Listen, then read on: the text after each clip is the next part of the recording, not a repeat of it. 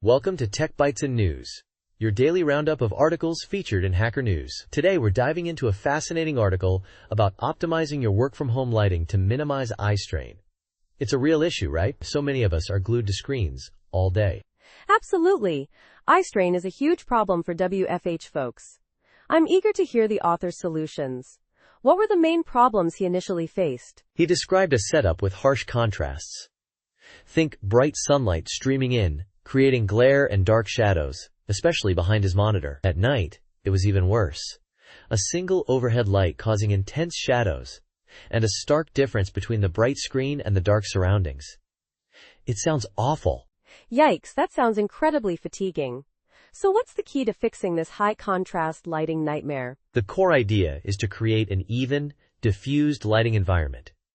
He emphasizes that both too much and too little light are bad. It's about balance. I see. So how did he achieve this even lighting? Did he just buy a bunch of lamps? It was more strategic than that. He used a combination of techniques. He started by diffusing the natural light with sheer curtains and blinds. Then, he added torchlight lamps in each corner of the room, pointing upwards to reflect light off the walls and ceiling. Clever, right? Very clever. Indirect lighting is key, I guess. What about his desk setup? Ah, yes. He matched the brightness of his monitor with a dimmable, flicker-free backlight. He also added a monitor light bar for even more indirect light. He even mentions the importance of his monitor having an ambient light sensor. That's a nice touch.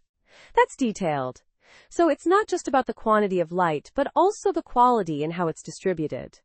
He mentions monitor flicker as a problem too, right? Exactly. He points out that lower brightness levels on some monitors can actually increase flicker due to PWM dimming. This creates a strobe effect that's incredibly tiring. That's something many people might not even realize. That's a really important point. I hadn't considered that. So what else did he recommend besides lighting? He stresses the importance of breaks. The 20-20-20 rule, every 20 minutes, look at something 20 feet away for 20 seconds. Now.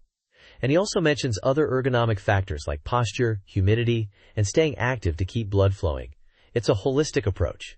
Right, it's not just about the lighting. It's about creating a comfortable and healthy work environment overall. So what's the overall takeaway here? Well, it's about creating a balanced, diffused lighting environment, using both natural and artificial light strategically. Prioritizing quality, dimmable, and flicker-free lighting is crucial. And of course, remember those breaks. It's all about taking care of yourself. Excellent summary. Thanks for breaking down this insightful article. It's given me a lot to think about regarding my own WFH setup. You're welcome. And remember, listeners, a well-lit workspace isn't just about looking good on video calls. It's about protecting your eye health and boosting your productivity. Thanks for tuning in to Tech Bytes and News. Have a great day, and remember to take those breaks. Goodbye. Bye-bye.